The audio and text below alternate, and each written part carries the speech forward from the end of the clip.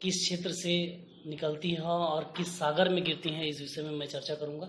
और आइए दोस्तों, आज हम बात करेंगे एक ऐसे विषय की जो हमारे इंटरेस्ट को बढ़ाती हैं और साथ ही साथ हमारा जनरल अवेयरनेस को भी जागृत करती हैं।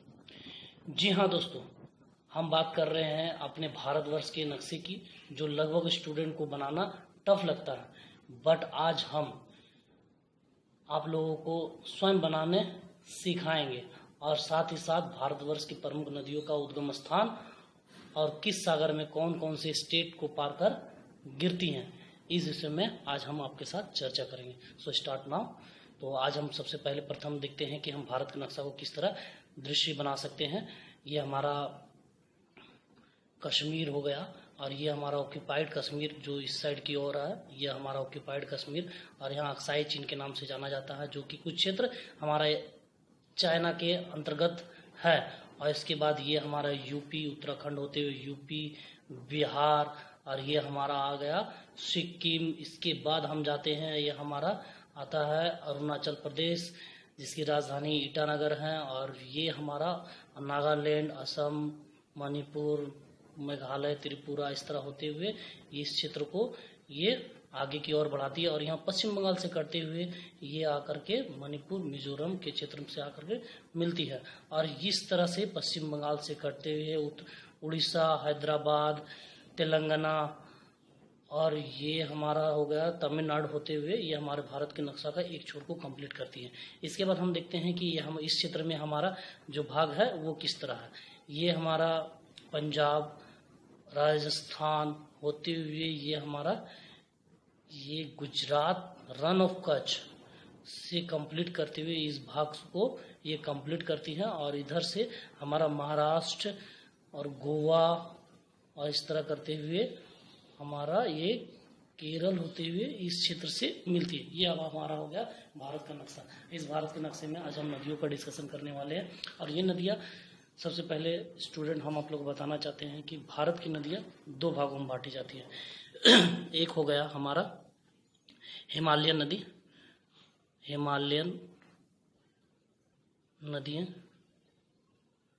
और दूसरी जो होती है वो होती है प्रायद्वीप नदियाँ, प्रायद्वीपीय नदी। सबसे पहले हम जानते हैं हिमालयन नदी किसे कहते हैं। हिमालयन नदी जो कि इस क्षेत्र से होते हुए इस ओर कटती है, इसे हम लोग हिमालयन नदी कहते हैं।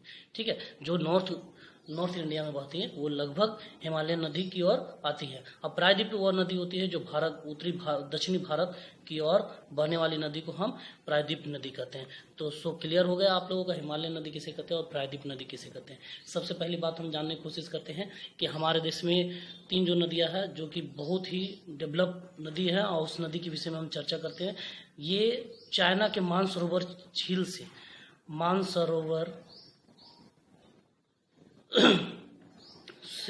मानसरोवर से ये तीन नदियां निकलती हैं, जो कि पहली नदी है ये सिंधु नदी, जो कि भारत से होते हुए ये पाकिस्तान की ओर आती है और आगे चल करके ये हमारा अरब सागर में गिर जाती है, अरब सागर। और दूसरी हो गई ये हमारी बंगाल की खाड़ी।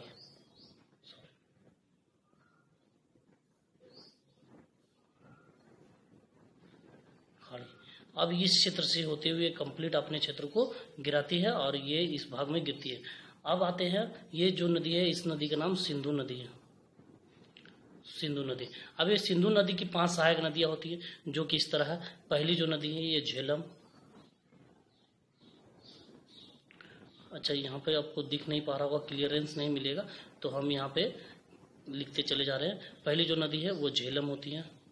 दूसरी जो नदी है वो होती है चिनाब नदी, ये भी सहायक नदियाँ होती है। ये सिंधु की सहायक नदी होती है जिसको नाम है चिनाब नदी। तीसरी जो नदी आती है उसका नाम है रावी नदी। रावी नदी के तट पे हमारे जो सबसे पहले स्वराज्य का झंडा लहराया गया था वो रावी नदी के किनारे लहराया गया था। इस विषय में आप लोग जानते ही होंगे, इतिहास में इसके बारे में चर्चा किया गया है। ठीक है, इसके बाद हम आते हैं रावी नदी। इसके बाद हम आते हैं कि इसकी बाद जो 1 2 3 नदियां हो गई, इसके बाद जो नदी आती है हमारी व्यास नदी आती है, व्यास नदी। इसके बाद और एक नदी आती है जिसका नाम सतलज नदी, सतलज नदी। अब हम जानते हैं कि ये जो पांचों नदियों का मिलन स्थान जहाँ होता है, जिसे हम लोग पंजाब के नाम से जानते हैं, इस पांचों नदियों के मिलन संगम स्थान की वजह से पंजाब का नाम पंजाब रखा गया है। रावी, झेलम, चिनाब, व्यास, सतलज, ये पांचों नदियाँ इनका संगम स्थान है। और एक बात जानते हैं हम कि सन 1960 ईस्वी में सिंधु जल समझौता हुआ था। सिंधु जल समझौता हुआ था। इस समझौता में बताया गया था, जवाहरलाल नेहरू उस समय हमारे यहाँ के प्रधानमंत्री थे, और उन्होंने बताया था कि सिंधु, झेलम, चिनाब, सबसे ऊपर से देखते हैं हम लोग, सिंधु, झेलम और चिनाब, ये जो तीनों नदियां हैं, ये तीनों नदियां की 80% पानी पाकिस्तान को और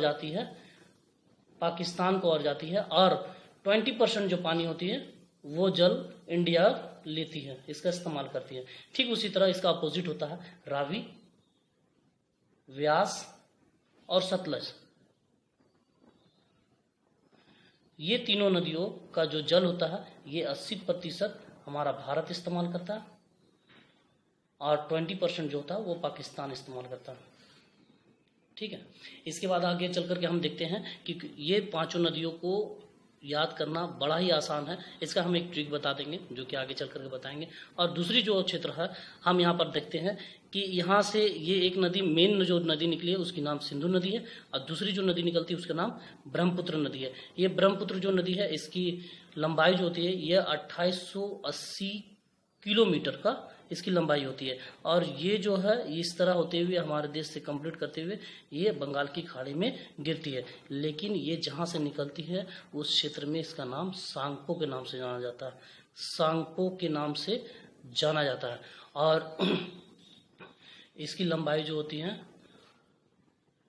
इसकी लंबाई 2900 किलोमीटर होती है। 2900 टोटल इसकी लंबाई 2900 किलोमीटर होती है, लेकिन इसकी जो लंबाई भारत में है वह 915 किलोमीटर ही होता है। इसकी लंबाई जो भारत में है इसकी लंबाई 915 किलोमीटर ही होता है।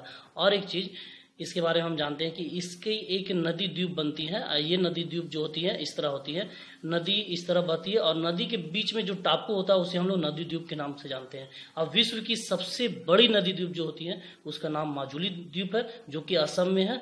माजुली नदी द्वीप जो कि विश्व की सबसे बड़ी नदी द्वीप है। और इसके बाद जो दूसरी छोटी, ये बड़ी हो गई, और इसके बाद जो दूसरी छोटी जो होती है उसका नाम है उपनाद। ये जो नदी द्वीप है ये सबसे छोटी नदी द्वीप है विश्व की, ये वर्ल्ड स्तर पर जाना जाता है। ठीक है, इसके बाद हम जानते हैं कि इसे सांगपो नाम से चीन में जाना जाता है। इसके बाद अरुणाचल प्रदेश होते हुए ये हमारे भारत में गिरती है। इसे भारत में हम लोग जानते हैं ब्रह्मपुत्र के नाम से जानते हैं। और ये जब बांग्लादेश को घुसती है तो इसे हम लोग जमुना के नाम से जानते हैं। हम लोग जमुना के नाम से जाना जाता है, और इससे जमुना के नाम से जाना जाता है। और ये जब मिलती है गंगा से, ये जब गंगा से मिलती है तो इसे मेघना के नाम से जाना जाता है। इसे मेघना का नाम से, उसके बारे में हम थोड़ा बाद में डिस्कस करते हैं, पहले और एक बात जानते हैं। अब यहाँ पर हम जानते हैं कि अलकनंदा, भागीरथी, ये सब गंगा नदी के, अलकनंदा से होते हुए गंगा नदी निकलती है जो उत्तराखंड के पहाड़ी से होते हुए कंप्लीट केदारनाथ कंप्लीट करते हुए उस समय वहाँ पे उसे भागीरथी नदी के नाम से जाना जाता है। और ये नदी यूपी, बिहार, बंगाल होते हुए ये हमारे बांग्लादेश प्रवेश करते हुए ये बंगाल की खाड़ी में गिरती है। इसे हम लोग यहाँ पे गंगा के नाम से जाना जाता है, गंगा के नाम से जाना था। ये सबसे लंबी नदी है, हमारे भारत की सबसे लंबी नदी कौन सी है तो 2525 किलोमीटर इसकी लंबाई होती है, और ये सबसे लंबी नदी के नाम से जाना जाता है। और इसके द्वारा लाया गया हुआ गाद बहुत ही काम आता है, और इसकी मिट्टी बहुत ही उपजाऊ मिट्टी होती है। और ये जो है इस तरह कंप्लीट होते हुए ये बांग्लादेश में आती हैं, लेकिन इसका नाम बांग्लादेश में पद्मा के नाम से गंगा नदी को जाना जाता है। गंगा नदी को बांग्लादेश में किस नाम से जाना जाता है बच्चों, तो पद्मा नदी के नाम से जाना जाता है। और ये जब आकर ब्रह्मपुत्र नदी से मिलती है तो इसे हम लोग मेघना के नाम से जानते हैं, इसे हम लोग मेघना के नाम से जाना जाता है। ठीक है, अब और एक बात जानते हैं कि यहाँ पे एक पहाड़ी है जिसे हम लोग अरावली की पहाड़ी जानते हैं। ये राजस्थान को कंप्लीट करते हुए थोड़ी सी भाग हमारा गुजरात को टच करती है। ये मोड़दार नवीन मोड़दार पुरानी मोड़दार पर्वत है और इसी से आने वाला समय में हमारा जो वर्षा ऋतु का जो वर्षा कटती है, जो वापस होने वक्त इसी पहाड़ी से होते हुए कटती है। ठीक है, तो चलिए हम सबसे पहले आज नदी के बारे में जानकारी लेते हैं। तो नदी के बारे में हम बताना चाहेंगे। तो इससे एक नदी निकलती है जिसकी नाम लूनी नदी है। ये भारत की मतलब लुप्त नदी है जो निकलती है लेकिन कोई सागर में नहीं गिरती है। तो ये ही एक नदी है जो किसी भी सागर में जाकर के नहीं मिलती है। ठीक है, तो इस पहाड़ी का नाम क्या है? अरावली पहाड़ी। अरावली पहाड़ी। ठीक है, इसके बाद और एक पहाड़ी आती है जिसका नाम है सतपुड़ा की पहाड़ी। यहाँ पे हम लोग जानते हैं सतपुड़ा की पहाड़ी। ठीक है, और सतपुड़ा की पहाड़ी के सामने से एक नदी बहती है जिसका नाम है ताप्ती नदी। ताप्ती नदी, ये ताप्ती नदी महाराष्ट्र होते हुए कंप्लीट करती है और आकर के ये पश्चिम की ओर अरब सागर में गिरती है। दो नदी है नर्मदा और ताप्ती जो दोनों पश्चिम की ओर गिरती है। और इस बारे में हमको जानना है कि कौन सी नदी किधर को गिरती है। ठीक है, तो थोड़ा लिखावट में थोड़ा सा प्रॉब्लम हो रहा होगा, उसके लिए सॉरी दोस्तों। और दूसरी बात हम जानना चाहेंगे कि इसकी एक सहायक नदी होती है गंगा की, जिसे हम लोग यमुना के नाम से जानते हैं, जो कि प्रयागराज में आगे मिलती है। प्रयागराज कहाँ दोस्तों? वही जहाँ योगी आदित्यनाथ का अपना संसद क्षेत्र है, जिसे हम लोग प्रयागराज के नाम से जानते हैं। और ये प्रयागराज यूपी में है और यमुना इससे जा कर के मिलती है। ठीक है, यहीं पे गंगा जमुना सरस्वती का मिलन स्थान है। ठीक है, इसके बाद और एक पहाड़ी आती है यहाँ अमरकंटक की पहाड़ी। ये मध्य प्रदेश में अमरकंटक की पहाड़ी। इस पहाड़ी से 3 नदियां निकलती हैं और तीनों नदियां 3 दिशा की ओर जाती हैं। सबसे पहली बात इस बारे में हम जानते हैं कि इससे एक सोन नदी निकलती है जो कि उल्टी दिशा में चलती है, जो कि दक्षिण दिशा से बहते हुए ये मिलती है गंगा में। इस नदी का नाम है, क्या नाम बताएं? सोन नदी। ठीक है, अब यहाँ से सोन नदी से इस पहाड़ी का नाम अमरकंटक की पहाड़ी। इस पहाड़ी का नाम अमरकंटक की पहाड़ी। अमरकंटक की पहाड़ी। अब इस नदी से और एक नदी निकलती है इस पहाड़ी से। इस पहाड़ी से इस नदी का नाम है नर्मदा नदी। नर्मदा नदी। अब नर्मदा नदी इधर है और इसके बाद और एक पहाड़ी से इधर की ओर निकलती है जो कि आकर के बंगाल की खाड़ी पे गिरती है और इस नदी का नाम है आपका महानदी। महानदी जो कि उड़ीसा होते हुए आकर के हमारे बंगाल की खाड़ी में गिरती है।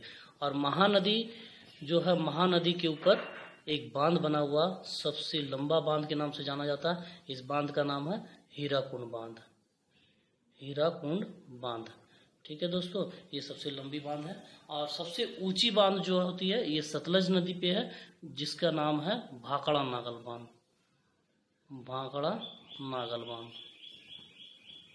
ठीक है दोस्तों, सबसे ऊंची बांध कौन सी हो गई? सतलज नदी पर भाखड़ा नागल बांध। और सबसे लंबी जो बांध हो गई हीराकुंड नदी पे, जो कि हीराकुंड बांध जो कि है वो महानदी के ऊपर। ठीक है, अब हम आते हैं कि जो नासिक से होते हुए एक नदी आती है जो सतपुड़ा रेंज से निकलते हुए बहती है, नासिक की पहाड़ी से निकलती है। इस नदी का नाम है गोदावरी नदी।